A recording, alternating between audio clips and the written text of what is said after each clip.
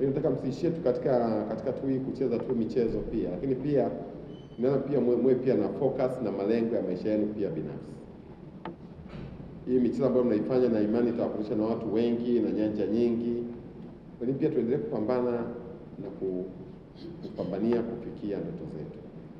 Na sisi bodi ya korosho na kuwa support nyie, tunategemea mpate mafanikio na mpige hatua mafanikio.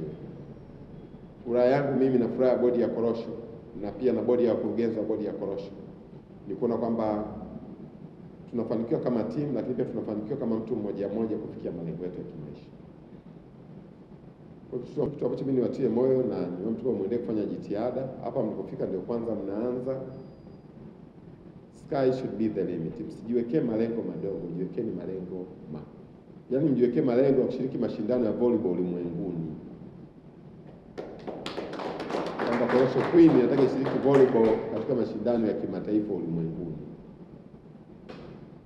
Na kama sisi tunaendelea kufanikiwa, sisi tuanza kama bodi ya Korosho na imani with time tutatafuta pia sponsors na wengine watatusupport. Tutaweza kufikia malengo. Kwa mimi niwatie moyo na kwamba sisi tuko pamoja na nyinyi. Tunataka mfanikiwe na mpige hatua kubwa sana.